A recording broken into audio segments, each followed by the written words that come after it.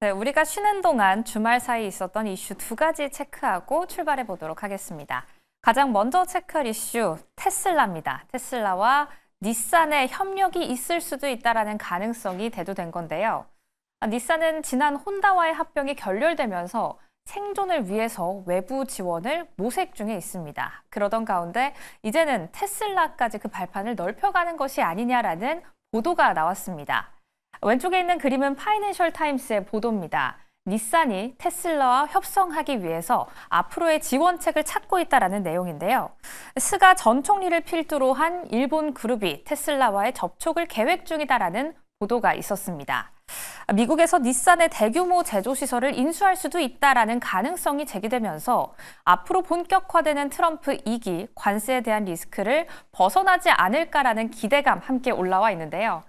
그렇다면 테슬라의 수장 일론 머스크의 입장은 어땠을까요? 머스크의 반응은 약간 신중합니다. 이쪽에 있는 이미지는 일론 머스크 CEO의 X입니다. 영어로 나와 있지만 중요한 문장을 번역해 본다면 테슬라의 공장은 곧 테슬라의 제품과 같다라는 이야기 나와 있습니다. 이 공장 자체를 테슬라의 제품 중 하나로 취급하기 때문에 기존에 있었던 닛산의 제조 시설에 대한 인수의 가능성은 조금 낮다라는 기조로 파악할 수가 있겠는데요. 하지만 일각에서는 앞으로의 협상을 위한 한 발 빼기 전략일 수도 있다라고 이야기하고 있습니다. 일단 기대감 자체의 주가가 움직이죠. 협력에 대한 기대감 높아지면서 닛산의 주가는 지난 거래일 10% 가까이 급등하는 모습 보여줬습니다. 앞으로 일본 자동차 산업에 있어서 전반적인 재편이 이루어질 수 있을지까지도 저희와 함께 팔로우 해보시죠. 이어서 두 번째 이슈 확인해 보겠습니다. 두 번째 이슈는 코로나에 대한 소식입니다. 우리가 얼마 전까지만 해도 마스크를 끼고 다녔던 것 같은데 이제는 박쥐를 통해서 감염이 될 수 있는 신종 코로나 바이러스가 발견됐다라는 소식인데요. 우한 바이러스 연구소 연구진은 신종 코로나 바이러스를 실험실에서 발견했다라는 소식을 학술지에 실었습니다. 왼쪽에 있는 그림을 통해 확인하실 수가 있겠습니다. 학술지 셀에 실린 우한 바이러스 연구소 연구진의 이야기입니다. 이번에 발견된 코로나 바이러스는 이름 자체는 어렵지만 놓고 본다면 뒤에 있는 코비드2를 통해서 우리가 알고 있었던 코로나 바이러스와 비슷한 계열이다라고 유추해 볼 수가 있겠습니다. 이전에 유행했던 메르스와도 비슷한 계열이라고 하는데요. 마찬가지로 인간 수용체를 통해 침투가 가능하지만 침투 가능성 자체는 낮다라고 판단이 됐습니다. 특히나 연구진 측에서도 실험실에서만 확인된 것일 뿐 앞으로의 과도한 우려는 금물이다라고 공식적인 입장을 밝히고 있습니다. 하지만 앞선 닛산의 경우처럼 연구 발표 이후 기대감 급증하면서 모더나부터 노바맥스, 화이자까지 제약 바이오주 전반에 동반 상승이 있었다는 점까지 체크하셔야겠고요. 또 한 가지 체크하셔야 될 점은 우한 바이러스 연구소는 앞선 코로나19의 발원지다라고 가능성이 대두되고 있는 곳입니다. 기원선 논란이 있는 부분인 만큼 앞으로의 지속적인 감시도 필요하다라는 입장 대두되고 있다는 점까지 짚고 넘어가시죠. 이렇게 두 가지 이슈 확인해 봤습니다. 이제부터는 이번 주 어떤 주요 일정이 있는지 화면 통해 확인하시죠. 이번 주 주요 미국 일정입니다. 월요일부터 금요일까지 나와 있는데요. 우선 오늘은 2년 만기 국채 입찰과 함께 2월의 연준 제조업 활동지수 체크하실 수가 있겠습니다. 이 현지 시간으로 나와 있기 때문에 우리 시간으로는 내일 새벽에 확인 가능하다는 점 체크해 보시고요. 화요일과 수요일에는 주택 관련 지수와 함께 수요일에는 엔비디아의 실적 발표 예정이 되어 있습니다. 역시나 마찬가지로 우리 시간으로는 목요일에 확인해 보실 수가 있겠습니다. 목요일을 넘어서 금요일에는 PC 물가지수가 예정이 되어 있습니다. 앞선 경기 지표가 약간의 경기 침체 가능성을 불러왔던 만큼 PC 물가지수까지 꼼꼼하게 체크해 보셔야겠습니다. 이렇게 전반적인 이슈와 일정 체크해 봤습니다. 이제부터는 타이거 인베스트 황윤석 대표와 이야기 나눠볼게요. 네, 대표님 안녕하세요. 안녕하십니까? 네, 오늘도 월요일 잘 부탁드립니다. 네. 저희 쉬는 동안 있었던 이슈들 함께 정리해 주시죠. 네, 지난 주말은 정말 그 서학개미들한테는 참 뭐라 그럴까요? 당황스러운 하루였다 이렇게 말씀드릴 수 있겠고요. 각종 지표가 계속해서 발표됐는데 지표가 예상보다 부진한 걸로 나왔고 좀 전에 얘기해 주신 대로 갑작스럽게 신종 코로나 바이러스가 발견됐다라는 거, 그다음에 경기 침체 우려, 이런 트리플 악재가 나오면서 시장이 큰 폭으로 하락하면서 마감이 됐습니다. 서비스업 PMI 지수, 그다음에 소비자 심리 지수 이런 것들이 이제 시장 예상치를 하회했고요. 기존 주택 판매 지수도 전월 대비 감소했고 기대 인플레이션이 4.3%로 상승하는 것도 시장에 충격을 줬고요. 특히 나스닥은 올해 최대 낙폭 2.2% 하락하면서 마감이 됐습니다. 지금 S&P 500의 맵을 보고 있는데요. 지금 올라간 종목을 찾기가 어려울 정도고 빅테크나 M7은 전부 하락하면서 3% 넘는 하락을 보여주면서 전부 하락을 마감했고요. S&P 500의 11개 업종 중에 9개 업종이 하락했고 그 하락을 주도한 게 반도체, AI, 그다음에 전기차 이런 그동안의 주도주였다는 점이 시장에 좀 충격을 준 하루가 아니었나라고 볼 수 있을 것 같고요. 또 하나는 시장에 워렌 버핏이 S&P 500 종목들을 대거 매도했다라는 흉흉한 소문도 돌아서 시장 분위기가 상당히 위축된 하루였다 이렇게 말씀드릴 수 있겠습니다. 네, 지난 거래일 소위 서학개미라고 부르죠. 이 미국 증시에 투자하시는 투자자분들께서는 걱정이 조금 깊어지셨을 것 같습니다. 그렇다면 전반적인 경기 지표와 함께 거시적인 경제 상황 다뤄봤는데요. 이제부터는 그 안으로 들어가서 종목별로 한번 짚어보도록 할게요. 미증시 특징주로 함께 이어갑니다. 저희 원래는 브리핑 내용이 제가 앞에 서서 M7 기업 상황을 전달해 드리는 거였는데 오늘은 대표님과 함께 이에 대한 이야기를 나눠보도록 하겠습니다. 네. 오늘 첫 번째 나눠볼 내용은 앞서 다뤄주셨던 빅테크 위주로 한번 짚고 넘어가 보도록 할게요. M7 기업들 상황 함께 점검하고 넘어가 보도록 하겠습니다. 테슬라부터 엔비디아, 애플과 아마존까지 함께 다뤄보도록 할 텐데요. 가장 먼저 테슬라 한번 이야기 나눠볼게요. 네. 예전에는 분할 매수 관점으로 지금부터 모아가는 것도 괜찮다라고 이야기를 해주셨는데 네. 테슬라 현재 상황 짚어주신다면요. 제가 지난번에 330달러에서 350달러 구간이 이제 그 분할 매수를 할 수 있는 구간이다라고 말씀을 드렸는데요. 4.68%나 급락을 했어요. 그러니까 시장 나스닥의 하락폭에 대비하면 뭐 그 정도 하락은 빅테크들이 대부분 다 나왔다고 볼 수 있겠는데 이렇게 하락한 이유가 리비안이 실적 발표를 했어요. 그런데 뭐 그래도 그 실적은 양호하게 나왔는데 문제는 가이던스예요. 그래서 예상을 하회한 올해 매출 전망, 차량 인도량 이런 것 때문에 영향을 안 받을 수가 없었고요. 그다음에 또 하나는 테슬라도 마찬가지로 이제 1분기 차량 인도량 감소하지 않을까 이런 얘기가 나오고 있고 경기 둔화가 되면 당연히 이제 매출이나 이런 거 영향을 받을 수밖에 없겠고요. 신규 차량 구매 욕구도 당연히 떨어질 거다. 그다음에 알루미늄 철강에 대해서 25% 관세를 때린 것이 결국은 이 테슬라나 이 전기차 업체에도 영향을 미칠 수 있다. 비용 증가로 이어질 가능성이 높다는 거죠. 그래서 이런 것들이 복합적으로 작용하면서 하락폭이 컸는데요. 차트를 통해서 한번 보시도록 하겠습니다. 지금 차트를 통해서 보시면 480달러, 그러니까 480달러 정도에서 이제 고점을 기록하고 나서 주가가 점점 보시는 것처럼 이제 우하향하는 모습을 보여주고 있는데요. 제가 이제 지난번에 330달러가 마지노선이다라고 말씀드렸는데 지금 337달러 정도까지 내려가 있습니다. 그런데 지금부터가 이제 중요한 변곡점이 될 것 같은데요. 330달러 지지선이 지켜진다면 반등이 나올 거라고 보여지고요. 그 다음에 6월에 로보택시, 그러니까 지금 전기차 판매에만 테슬라는 국한할 게 아니라 네. 로보택시와 자율주행으로 봐야 되거든요. 그래서 휴머노이드 로봇과 자율주행에 대한 이슈가 시장의 반등 요인이다. 그래서 330달러를 저점으로 해서 일단 지지가 확인된다면 지금 뭐 시장 상황이나 분위기가 좋지 않음에도 불구하고 반등을 기대해 볼 수 있겠다. 이렇게 보고 있습니다. 네, 지지 라인을 잘 확인하고 반등하는지 여부까지 함께 꼼꼼히 체크를 해보셔야겠습니다.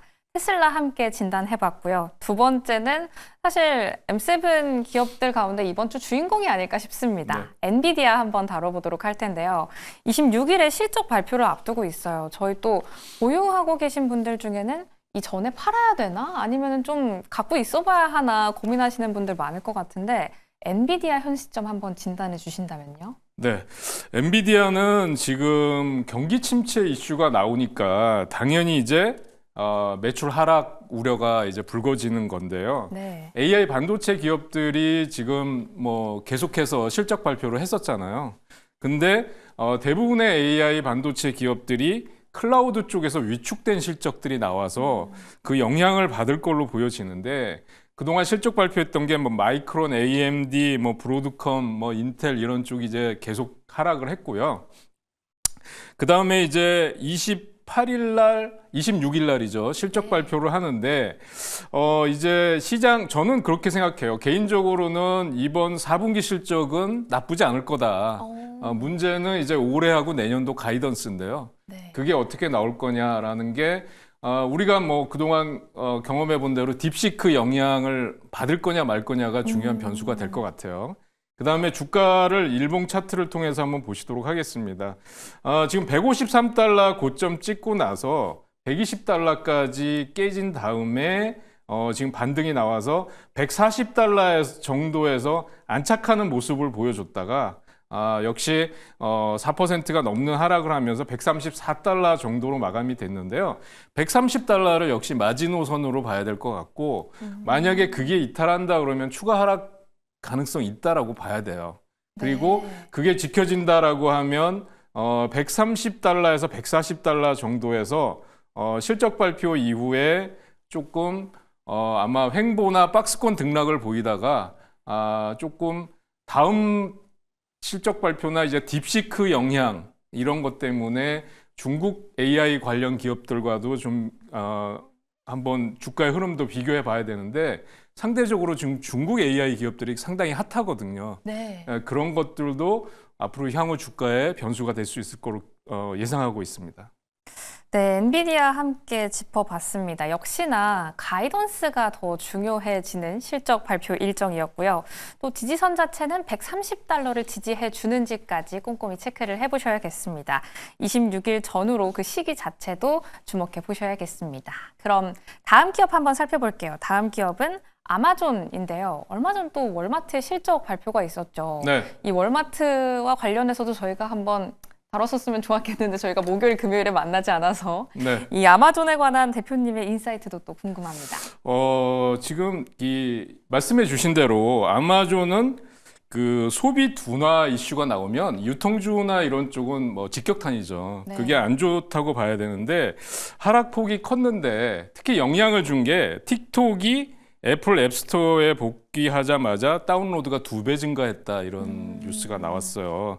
이런 소식에 이제 메타가 영향을 받았고 그러면서 이제 빅테크들이 동반 하락을 했는데 좀 전에 얘기해 주신 대로 이제 아마존 같은 경우는요. 네. 지금 사실은 이게 그동안 이 아마존과 월마트를 비교해 본다면 월마트의 매출이 훨씬 더 위에 있었어요. 네. 리테일 쪽이고 이제 오프라인 쪽인데, 근데 지금 이 매출이 역전이 됐어요. 아마존이 월마트를 이겼습니다. 그래서 미국 유통업계 이제 지각 변동이 왔다 이렇게 보고 있는데 지금 그 소비 둔화 우려 때문에 주가가 여기서 하락하는 모습을 보여주고 있습니다. 지금 보면 242달러 찍고 나서 쭉 흘러내리고 있는데 지금 이런 자리에서 음봉을 하나 크게 맞았어요. 네. 예, 그래서 지금 추가 하락 가능성 있다고 보여지고요. 여기서 음봉을 맞으면서 거래량이 급증하는 모습을 보여줬는데 주봉상으로 본다 그러면 지금 200달러 선 정도에서 지지가 돼야 됩니다. 200달러를 만약에 깨고 내려온다 그러면 M7이나 빅테크가 추가 하락할 수 있다고 생각하셔야 되는데 그거는 이제 최악의 시나리오라고 생각이 되고요. 저는 200달러 정도에서 저점을 형성할 거다 보여지는데 그렇다고 해서 당분간 다시 신고가를 돌파할 만한 모멘텀이 있느냐라는 측면에서 본다면 박스권 등락을 보일 가능성이 있다. 저점을 확인한 다음에 그래서 빅테크나 M7 기업에 대해서는 약간 보수적인 대응이 필요한 시점이다. 이렇게 말씀드릴 수 있을 것 같습니다. 네, 아마존까지 전반적인 M7 기업 상황 점검을 해봤습니다. 지금 현재는 약간은 보수적으로 접근해 보시는 투자 전략이 훨씬 유효할 것 같네요. 이렇게 전반적인 빅테크 상황 점검해봤는데요. 그렇다면 지난 거래일 상승했던 종목과 하락했던 종목도 한번 짚어보려고 합니다. 먼저 상승했던 종목들을 확인해 보도록 할 텐데 저희 브리핑에서도 신종 코로나 바이러스가 나왔다라는 네. 이야기가 들려오면서 상승 종목 중에 제약바이오주 한번 체크를 해봐야 할 것 같아요. 전반적으로 한번 체크해 주시죠. 네, 상승 종목 중에 보면 이제 그 비만 치료제로 유명했던 뭐 노보노디스크나 일라이 릴리 같은 종목들이 상승을 했는데요. 노보노디스크가 상승했던 요인은 이제 FDA가 모젠픽이나 웨고비 공급 부족 때문에 이 문제가 해결됐다라고 발표를 하니까 노보노디스크가 좀 큰 폭의 상승을 보였어요.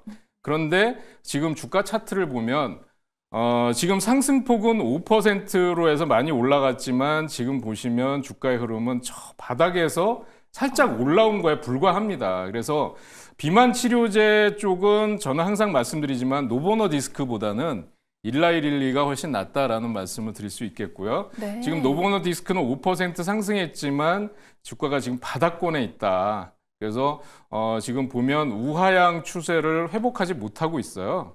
예, 그래서 노보노디스크보다는 일라이 릴리 쪽을 보시는 게 낫겠다라고 말씀드릴 수 있겠고요. 네. 그다음에 좀 전에 얘기해 주신 대로 이제 블룸버그 쪽에서 박쥐를 통해서 이제 그 코로나 바이러스가 인간에게도 감염될 수 있다라는 중국 쪽의 연구 논문이 발표가 됐는데 이 영향 때문에 백신주들이 꿈틀거렸는데요. 지금 모더나 같은 경우도 보면 상승폭이 5%가 넘는 강세를 보였지만 주가의 흐름을 보면 정말 바닥에서 꿈틀거린다. 그러니까 백신주들이 코로나 이후에 전부 실적이 안 좋고 그다음에 주가가 바닥을 겪기 때문에 이게 일시적인 반등이다라고 생각이 되고요. 지금 이것 때문에 그 코로나 신종 바이러스 때문에 아마 우려하시는 분들이 있는데 네. 저는 이렇게 생각하거든요. 그러니까 이게 신종 바이러스를 통한 인체에 감염됐다는 결과가 아직 발표된 바 없고요.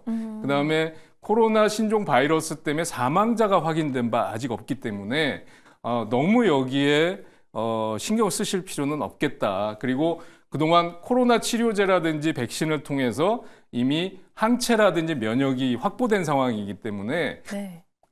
이게 시장을 급락시킬 충격파라고는 보기 어렵다라고 말씀드릴 수 있을 것 같습니다. 네, 코로나라는 키워드가 들려오기만 해도 저희는 좀 민감하게 반응을 하는 것 같아요. 아무래도 이 마스크 충격이 다시 한번 생생히 기억이 나기 때문에 간밤 있었던 노보노디스크와 모더나 상황까지 함께 진단을 해봤습니다. 이렇게 제약바이오주 전반을 다뤄봤는데요. 얼마 전 실적 발표가 있었던 알리바바도 한번 추가적인 상승 종목으로 다뤄보도록 할게요. 알리바바 관련해서는 또 어떤 이슈가 있었나요? 이제 중국 관련주들이 이제 알리바바는 사실 중국을 대표하는 뭐 전자상거래 업체다 그러는데 그거보다는 이제는 AI 기업이다 이렇게 보셔야 될 것 같고요. 특히 급등했던 이유가 최근에 뭐 애플도 이제 알리바바와 공동으로 중국 시장에 진출하겠다라는 얘기도 있었고요. 최근에 AI에 대한 강력한 투자를 발표를 했어요. 알리바바 네. 쪽에서. 그리고 이제 급등했던 가장 직접적인 이유가 게임스탑의 CEO인 라이언 코엔이 10억 달러 정도의 지분을 확보했다라는 소식이 강력한 상승의 요인이다 이렇게 보실 수 있고요. 역시 최근에 보면 주가의 흐름이 상당히 가파르게 올라가고 있습니다. 거래량이 폭증하는 모습을 보여주고 있는데요. 지금 일봉 차트상으로도 다 신고가를 돌파해서 146달러 고점 찍고 141달러로 마감이 됐어요. 그런데 월봉상으로 보신다면 이제 주봉과 월봉상으로 보신다면 주봉상으로 본다면 역시 상승폭이 상당히 강하고 주봉상의 박스권 상단 고점을 돌파를 했습니다. 그런데 이제 월봉으로 보신다 그러면 이제 강력한 상승이 나오고 있기 때문에 네. 추가 상승 여력 충분히 가능하다고 볼 수 있겠고요. 그다음에 트럼프 대통령이 이제 시진핑과 전화 통화를 했었고 또 미중 간의 상무장관 협상을 통해서 미중 간의 갈등 리스크가 좀 더 완화된다는 기대감 같은 게 반영이 되면서 중국 관련주들이 동반 강세를 보인 점도 좀 특이하다 이렇게 볼 수 있겠고 전기차 관련주들 비아디를 비롯해서 뭐 리오터, 샤오펑 이런 종목까지도 동반 상승이 나왔다라는 게 좀 특이한 점이다 이렇게 말씀드릴 수 있을 것 같습니다. 네, 알리바바와 연결지어서 연관 있는 중국 증시 안의 종목들까지 함께 살펴봤습니다. 이렇게 전반적인 상승 종목 살펴봤는데요. 이제는 하락한 종목들 어떤 이슈가 있었는지 한번 세세하게 짚어보도록 할게요. 요즘 가장 불안감이 커지는 종목이 팔란티어일 것 같습니다. 이 국방 예산 삭감 소식 들려오면서 10% 급락하다가 또 이 하락세를 계속해서 이어오고 있는데 또 당분간은 이 하락이 지속될 것이다라는 입장도 나와요. 대표님은 또 팔란티어 전망 어떻게 보세요? 네, 팔란티어가요. 그 서학개미들 간에는 이제 제2의 팔란티어를 찾아라. 뭐 이런 얘기까지도 지금 할 정도로 4년 동안에 1,057% 급등한 종목이에요. 네. 그리고 이제 미국의 국방부, CIA, FBI 이런 그 주요 기관들, 국가 기관들과 주로 AI 소프트웨어를 공급하는 그런 업체입니다. 그런데 지금 미국에서 일어나는 매출의 3분의 2가 이런 그 국가 기관들하고 연관이 돼 있어요. 그런데 미국의 국방장관이 취임하면서 최근에 향후 5년간에 걸쳐서 미국의 국방 예산을 8%씩 삭감하겠다라는 발표를 했는데 이게 결정적인 하락 요인으로 보여집니다. 네. 그리고 뭐 오라클이라든지 세일즈포스, 서비스나우 같은 AI 소프트웨어 관련주들도 동반 하락을 보였다는 점도 좀 참고를 하셔야 될 것 같고요. 차트를 통해서 팔란티어를 한번 보도록 하겠습니다.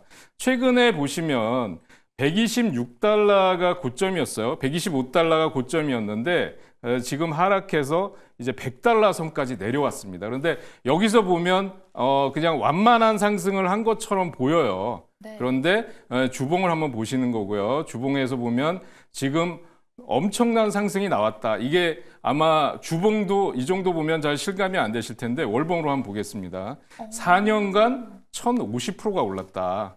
엄청난 급등이거든요. 그래서 주가가 고평가돼 있다는 논란도 지금 나오고 있는 상황이고요. 월봉에서 보면 윗꼬리를 길게 단 음봉이 나왔다는 거는 단기 고점 신호일 수도 있다라는 네. 점을 주의하셔야 될 것 같고요.